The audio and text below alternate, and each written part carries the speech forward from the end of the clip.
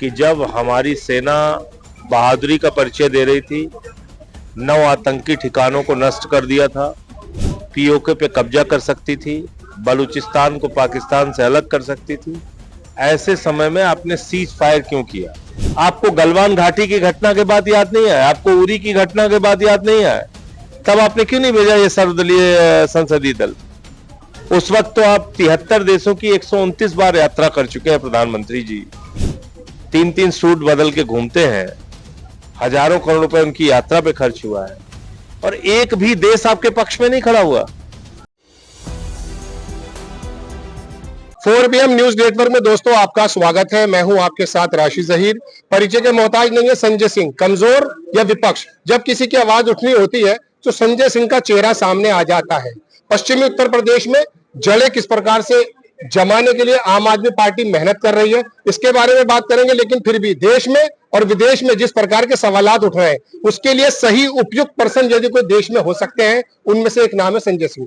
Sir, आपका बहुत बहुत स्वागत है हमारे चैनल में। अक्सर देश आपको देखता यूं है कि कुछ हमारे मन की बात निकल कर आ जाए। प्रधानमंत्री जी तो मन की बात करते हैं, लेकिन उसमें उन्हें किसी का नाम नहीं लेते। अभी देश के अंदर माहौल ये चल रहा है और पूरी दुनिया में भी चर्चा का विषय है। विदेश के अखबार भी बता रहे हैं कि राफेल गिरा, स्पोक्स पर्सन सेना के आए, उन्होंने इसको डिनाई किया। हम भी डिनाई करते हैं, लेकिन दुनिया में हथियारों को बेचने के लिए कंपनी आगे आ गई है। हमारे तेजस का नहीं पता क्या चल रहा है। अमेरिका से जमाना हो गया, वहां से इंजन नहीं आ रहा है। इस बारे में सर आपसे जानना चाहते हैं। देखिए, ये सेना का विषय है और इस पे मैं कोई टिप्पणी नहीं करना चाहता हूं। मैं तो सिर्फ एक बात पूछना चाहता हूं प्रधानमंत्री जी से कि जब हमारी सेना बहादुरी का परिचय दे रही थी, 9 आतंकी ठिकानों को नष्ट कर दिया था, पीओके पे कब्जा कर सकती थी, बलूचिस्तान को पाकिस्तान से अलग कर सकती थी, ऐसे समय में आपने सीज फायर क्यों किया? आपने ट्रंप के कहने पे सीज फायर क्यों किया? क्योंकि ट्रंप जो कह रहा है वो बहुत ही गंभीर बात है। वो कह रहे हैं कि साहब हमने व्यापार बंद करने की धमकी दी और दोनों देश सीज फायर करने को तैयार हो गए। तब जाहिर सी बात है उसका कोई व्यापार पाकिस्तान के साथ तो है नहीं। जो व्यापार है वो भारत के साथ है और भारत में भी फिर अडानी के साथ है। तो क्या एक अडानी के लिए और उसके व्यापार के लिए भारत के स्वाभिमान को प्रधानमंत्री जी ने ट्रंप के आगे गिरवी रख दिया और सीज फायर कर दिया?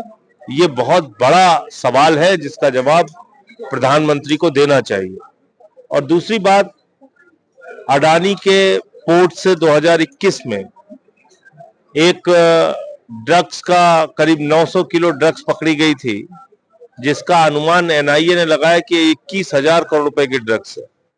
और बाद में सुप्रीम कोर्ट ने उसका संज्ञान लिया और अडानी ने कहा कि अब हम पाकिस्तान और अफगानिस्तान के कंटेनर अपने यहां नहीं उतारेंगे पोर्ट पे। और 1 महीने बाद फिर करना शुरू कर दिया। 2022 में फिर वहां पे ड्रग्स पकड़ी गई और वो ड्रग्स का पैसा आतंकवादियों के संगठनों को आतंकवाद फैलाने के लिए दिया जाता है। तो प्रधानमंत्री जी को इन सारे सवालों का जवाब देना चाहिए। अब वो कह रहे हैं कि सर्वदलीय संसदीय दल पूरे विश्व में जाएगा। अच्छी बात है, जाना चाहिए, लेकिन आपको पुलवामा की घटना के बाद याद नहीं आया? उस समय आपने क्यों नहीं भेजा सर्वदलीय संसदीय दल? आपको गलवान घाटी की घटना के बाद याद नहीं आया? आपको उरी की घटना के बाद याद नहीं आया?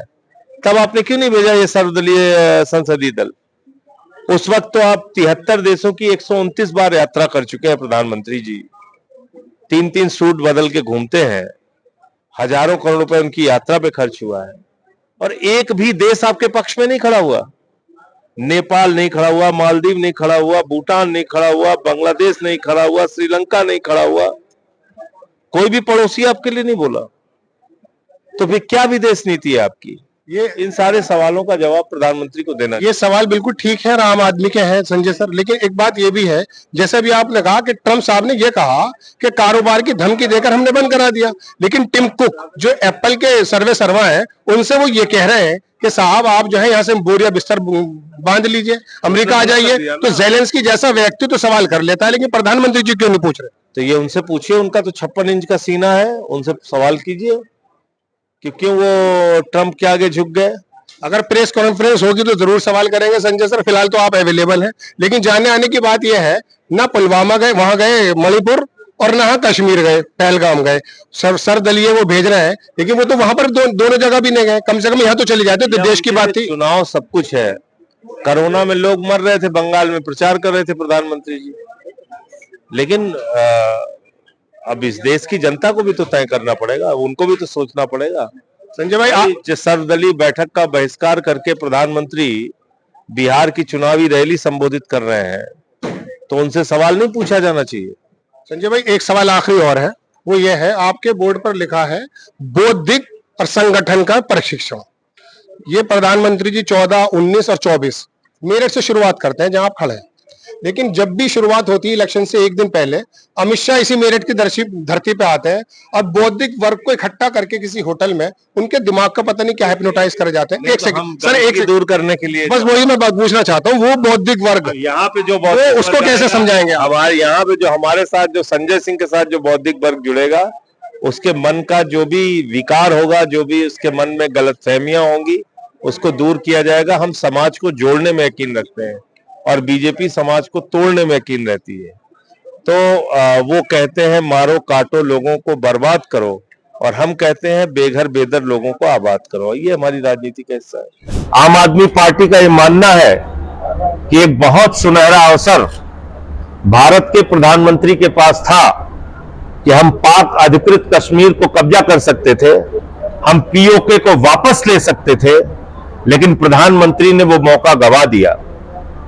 एक बहुत अच्छा मौका था कि हम पाकिस्तान के नक्शे को बदल सकते थे, बलूचिस्तान को बांग्लादेश की तरह पाकिस्तान से अलग कर सकते थे, लेकिन बहुत ही अच्छा मौका भारत के प्रधानमंत्री ने गंवा दिया। और इसके पीछे कोई और कारण नहीं।